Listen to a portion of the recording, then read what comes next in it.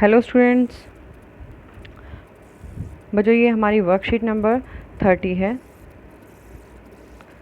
9th class के students के लिए है और सोशल साइंस की है। यदि आप फर्स्ट टाइम हमारे चैनल पे आए हैं तो ये आपका चैनल है वत्स एजुकेशन। आप इसको सब्सक्राइब कर लें ताकि आपको नेक्स्ट वीडियो का नोटिफिकेशन मिल जाए, उसके लिए आपको डिले ना हो। चलिए स्टार्ट करते हैं अपनी आज की वर्कशीट। तो देखिए बच्चों, ये हमारी 9th क्लास की स्टूडेंट्स के लिए है, सोशल साइंस है। सोशल साइंस में कौन सी बुक ली गई है? हमारी ज्योग्राफी की बुक ली गई है। और ज्योग्राफी में क्या लिया गया है? 4th चैप्टर है हमारा जलवायु और मौसम का। और जो हमारी वर्कशीट की डेट है वो क्या है? 12 सितंबर है। यहाँ स्टूडेंट्स को अपना नाम लिखना है, यहाँ आपको अपने टीचर का नाम लिखना है। तो देखिए बच्चे, आज की जो हमारी वर्कशीट नंबर 30, जिसमें आज का जो हमारा टॉपिक है मानसून की वापसी। जो लौटता मानसून होता है उससे कहाँ कहाँ बारिश होती है और उसकी क्या क्या प्रभाव होते हैं वो सभी हमें देखने हैं। अक्टूबर नवंबर के दौरान दक्षिण की तरफ सूर्य की आभासी गति। सूर्य की आभासी गति क्या होती है? कि जो हमारा सूर्य होता है वो भी चक्कर काटता है। किसके चक्कर काटता है? आकाश गंगाओं के चक्कर काटता है। जैसे हमारी पृथ्वी और जो अन्य दूसरे ग्रह होते हैं वो सूर्य के चारों तरफ चक्कर लगाते हैं, उसी प्रकार सूर्य भी आकाश गंगाओं के चक्कर लगाता है।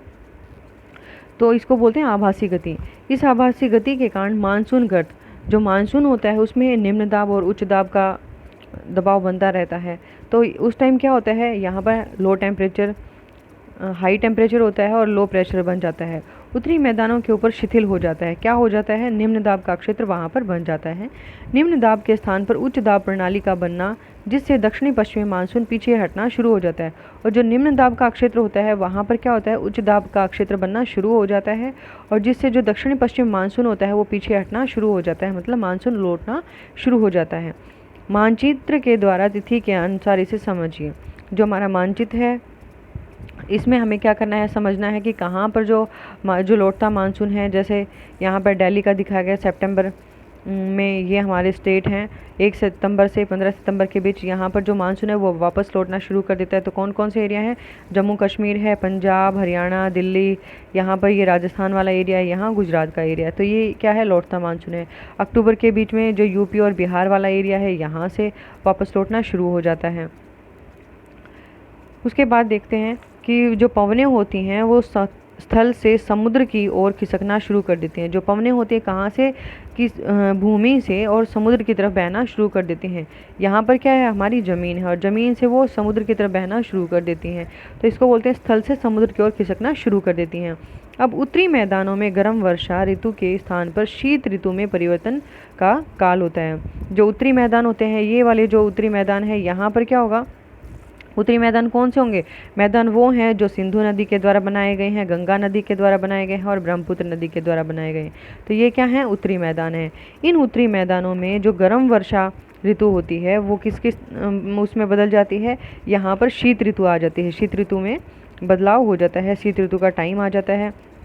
आसमान साफ, दिन का तापमान उच्च। जो आसमान होता है वो बिल्कुल साफ होता है, दिन का टेम्परेचर हाई होता है, जबकि जो रातें होती हैं वो ठंडी तथा सुहावनी होती हैं। जो हमारी रातें हैं वो कैसी होती है? ठंडी और सुहावनी हो जाती हैं। स्थल अभी भी आर्द्र होता है और जो हमारे ज़मीन होती है स्थल, वो क्या होता है? अभी भी आर्द्र होता है, उसमें नमी की मात्रा होती है। उच्च तापमान और आर्द्रता के कारण दिन का मौसम असह्य हो जाता है। हाई टेम्परेचर हो जाता है, जो तापमान है काफ़ी उच्च हो जाता है और आर्द्रता के कारण जो मौसम होता है वो चिपचिपा हो जाता है। तो जो दिन का मौसम है वो कैसा होता है? असह्य हो जाता है, मतलब उसको सहन नहीं किया जा सकता, जिसे क्वार की उमस के नाम से भी जाना जाता है। जो हमारा मौसम होता है उसमें उमस हो जाती है, गर्मी बनी रहती है। नवंबर के प्रारंभ में निम्न दाब की अवस्था बंगाल की खाड़ी पर स्थानांतरित हो जाती है और नवंबर के स्टार्टिंग में क्या होता है कि यहाँ पर जो लो प्रेशर का एरिया बन जाता है और उस अवस्था में जो बंगाल की खाड़ी है उसकी तरफ ही स्थानांतरित होना शुरू कर देता है, जिसकी वजह से चक्रवातों का निर्माण होता है। और इस लो प्रेशर की वजह से यहाँ पर क्या होता है? जो चक्रवात होते हैं उनका बनना शुरू हो जाता है। ये हमारा दक्षिणी भाग है जिसमें ये स्थल से इधर 1 अक्टूबर की तरफ है। उसके बाद 15 अक्टूबर हैदराबाद वाला एरिया है, 1 नवंबर बेंगलोर वाला एरिया है और 15 नवंबर के आसपास ये इधर तमिलनाडु, केरल, कर्नाटक वाला एरिया है। और दिसंबर में क्या है? ये इधर तमिलनाडु का एरिया है जहाँ पर लौटता मानसून बारिश करता है। ये उष्णकटिबंधीय चक्रवात भारत के पूर्वी तट को पार कर प्राय विनाशकारी तूफान जो उष्णकटिबंधीय चक्रवात होते हैं, हमारी पृथ्वी है, पृथ्वी को 3 ताप कटिबंधों में बांटा गया है। उष्णकटिबंध वाला कौन सा है? 0 से 23 डिग्री उत्तरी गोलार्ध की तरफ और दक्षिणी गोलार्ध की तरफ। तो ये हमारा उष्णकटिबंध वाला एरिया है। उष्णकटिबंधीय चक्रवात, यहाँ पर जो चक्रवात उत्पन्न होते हैं भारत के पूर्वी तट को, पूर्वी तट कौन सा है? इधर वाला एरिया, बंगाल की खाड़ी की तरफ वाला एरिया है। यहाँ पर विनाशकारी तूफान और वर्षा लाते हैं। यहाँ विनाशकारी तूफान आने शुरू हो जाते हैं और वो बारिश करते हैं, जिससे बड़े पैमाने पर जान माल की हानि होती है। तो यहाँ जो तटीय क्षेत्र हैं, यहाँ पर वर्षा के कारण लोगों के घर या उनका जीवन खतरे में पड़ जाता है। कोरोमंडल तट पर अधिकतर वर्षा इन्हीं चक्रवातों की वजह से होती है। ये इधर वाला जो तमिलनाडु के साथ लगता हुआ है, ये है हमारा कोरोमंडल तट। तो यहाँ पर क्या होते हैं? इन चक्रवातों के कारण यहाँ पर बारिश होती है। तमिलनाडु एक ऐसा एरिया है जहाँ पर लौटते मानसून में बारिश होती है। अब है मानसून एकता का परिचय। जो मानसून है वो एकता का परिचय कैसे है? हिमालय द्वारा अत्यंत ठंडी हवाओं के आने से, जो हिमालय से आने वाली ठंडी हवाएं होती हैं, उनको आने से रोकने के कारण उच्च अक्षांशों के बावजूद उत्तरी भारत में निरंतर तापमान ऊंचा बना रहता है। इस प्रकार प्रायद्वीपीय पठार में तीनों ओर से समुद्र के प्रभाव के कारण तापमान सम बना रहता है, इक्वल बना रहता है, उसमें कोई चेंजेस नहीं आते। परंतु फिर भी भारतीय प्रायद्वीप में कौन कौन से देश आते हैं? जैसे हमारा पाकिस्तान, अफ़गानिस्तान, चीन, नेपाल, भूटान, म्यांमार, बांग्लादेश, ये सभी किस में आते हैं? भारतीय प्रायद्वीप में आते हैं। पर मानसून की एकता का प्रभाव बहुत ही स्पष्ट पड़ता है। यहाँ पर जो मानसून है उसका प्रभाव यहाँ पर स्पष्ट दिखाई देता है। संपूर्ण भारतीय भूदृश्य, जो संपूर्ण भारतीय भूदृश्य, इसके जीव तथा वनस्पति इसका कृषि चक्र में, खेती के लिए, मानव जीवन में तथा उनके त्योहारों, उत्सव इस मानसूनी लय के चारों ओर घूमते हैं और यह संपूर्ण देश को एक सूत्र में बांधता है। तो ये थी हमारी आज की वर्कशीट। अब देख लेते हैं इसके क्वेश्चन आंसर्स। अक्टूबर नवंबर में मैदानी इलाकों में उच्च दाब क्यों बनना शुरू हो जाता है? उसके बाद मानसून की वापसी की प्रमुख विशेषताएं बतानी है। मानसून पूरे देश को एक सूत्र में कैसे बांधता है, इस कथन की समीक्षा करनी है। मानचित्र की सहायता से निम्न प्रश्नों के उत्तर लिखिए। दिल्ली और संपूर्ण देश से मानसून की वापसी की संभावित तिथि क्या है? जो डेट्स हमें मैप्स में बताई गई हैं वो हमें बतानी है। 1 सितंबर से 15 सितंबर के बीच भारत के किन राज्यों से मानसून की वापसी होती है, उनके नाम लिखने हैं। तो देखते हैं आपने क्वेश्चंस के आंसर्स। क्वेश्चन नंबर 1 का आंसर है, अक्टूबर नवंबर में मैदानी इलाकों में उच्च दाब क्यों बनना शुरू हो जाता है? जो अक्टूबर नवंबर के दौरान दक्षिण की तरफ सूर्य की जो आभासी गति होती है, आभासी गति मैंने आपको बताई थी कि जैसे हमारे ग्रह हैं वो सूर्य के चारों तरफ चक्कर काटते हैं, वैसे ही सूर्य भी क्या है, जो आकाश गंगाएं हैं उनके चारों तरफ चक्कर काटते हैं। तो उसी गति के कारण मानसून गर्त वहाँ पर क्या बनता है? निम्न दाब का एरिया बन जाता है और उत्तरी मैदानों के ऊपर शिथिल हो जाता है और वहाँ पर वो ठहर जाता है, रुक जाता है, जिसके कारण वहाँ निम्न दाब के स्थान पर उच्च दाब प्रणाली का बनना शुरू हो जाता है। तो ये था हमारा क्वेश्चन नंबर 1 का आंसर। उसके बाद देखते हैं क्वेश्चन नंबर 2, मानसून की वापसी की कुछ प्रमुख विशेषताओं को लिखिए। पवनें अवस्थल से, जो इसकी विशेषताएं हैं वो क्या क्या हैं? पवनें अवस्थल से समुद्र की ओर खिसकना शुरू कर देती हैं। पवनें कहाँ से? जो हमारा ज़मीनी एरिया है वहाँ से समुद्र की तरफ बहना शुरू कर देती हैं।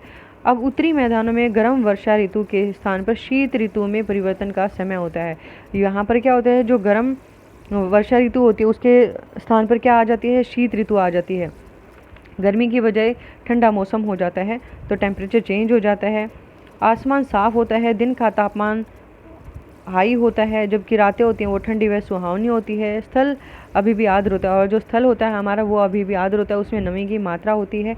उच्च तापमान और आर्द्रता के कारण दिन का मौसम असह्य हो जाता है और जो हाई टेम्परेचर होता है उसमें हाई टेम्परेचर के कारण और आर्द्रता के कारण जो दिन का समय है वो असह्य हो जाता है, मतलब उसको सहन नहीं किया जा सकता है, जिसे क्वार की उमस के नाम से जाना जाता है। तो ये थी मानसून की वापसी की कुछ विशेषताएँ। मतलब जो विशेषताएं का मतलब होता है कि हमें उस जो लौटता मानसून है उसमें क्या विशेष बातें होती हैं उनके बारे में बताना है। तो ये था क्वेश्चन नंबर 2 का आंसर। देखते हैं क्वेश्चन नंबर 3, मानसून पूरे देश को एक सूत्र में बांधता है, इस कथन की समीक्षा कीजिए। जो मानसून है पूरे देश को एक सूत्र में बांध के रखता है, हमें इस कथन को डिफाइन करना है। मानसून का एक सूत्र में बंधने वाला इसीलिए समझा जाता है क्योंकि भारत एक विशाल देश है। इस विशालता के कारण देश के विभिन्न भागों के धरातल, जलवायु, वनस्पति तथा जनजीवन में विविधता पाई जाती है कि हर जगह जो ज़मीन है हमारी, कहीं पर्वत हैं, पठार हैं, मैदान हैं, सबका रहन सहन अलग है, भाषाएं अलग हैं। यह एक ऐसा भौगोलिक कारक है जो इन विविधताओं में एकता स्थापित करता है।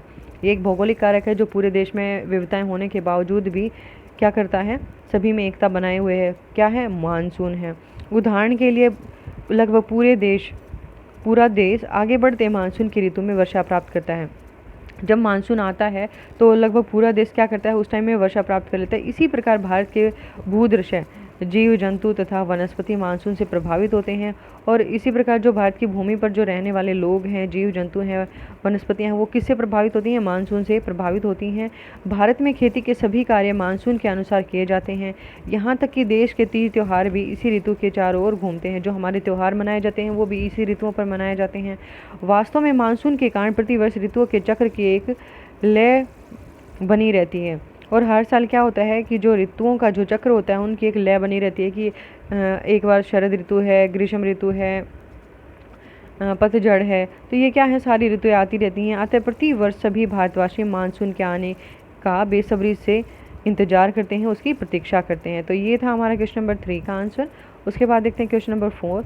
मानचित्र की सहायता से निम्न प्रश्नों के उत्तर दीजिए।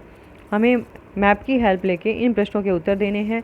दिल्ली और संपूर्ण देश से मानसून की वापसी की संभावित तिथि क्या है? हमने पढ़ा था कि जो दिल्ली का एरिया है वहाँ पर दिल्ली में 15 सितंबर तथा संपूर्ण देश से 15 सितंबर तक मानसून की वापसी हो जाती है। 15 दिसंबर सॉरी, यहाँ पर क्या है 15 सितंबर, और पूरे देश में का क्या है, लास्ट में जब आप देखेंगे दक्षिण भारत की बात हो रही है तो वहाँ पर 15 दिसंबर तक मानसून की वापसी हो जाती है। लास्ट में तमिलनाडु बचता है जहाँ पर लौटते मानसून के समय में बारिश होती है। उसके बाद है क्वेश्चन नंबर 2। 1 सितंबर से 15 सितंबर के बीच भारत के किन राज्यों से मानसून की वापसी होती है? नाम लिखिए। 1 सितंबर से 15 सितंबर के बीच में भारत के ऐसे कौन से स्टेट्स हैं, उन 2 राज्यों के नाम बताने हैं। तो यहाँ पर 1 सितंबर से 15 सितंबर के बीच भारत के जम्मू कश्मीर, पंजाब, हरियाणा, दिल्ली, गुजरात, राजस्थान राज्यों से मानसून की वापसी होती है। तो ये थे हमारे क्वेश्चन नंबर 4 का आंसर। उम्मीद है बच्चों आप सभी को वर्कशीट अच्छे से समझ में आई होगी। यदि आप फर्स्ट टाइम मेरे चैनल पे आए हैं तो प्लीज़ चैनल को सब्सक्राइब कर लें और अपने फ्रेंड्स के साथ शेयर कर दें ताकि उनको भी इसका बेनिफिट मिले। और यदि आपको वीडियो अच्छी लगती है तो प्लीज़ लाइक करें, और कोई भी डाउट होता है तो आप कमेंट करके मुझसे कमेंट सेक्शन में पूछ सकते हैं, और यदि आप मेरे व्हाट्सएप ग्रुप से जुड़े हैं तो वहाँ आप मुझसे पूछ सकते हैं। Thanks for watching video.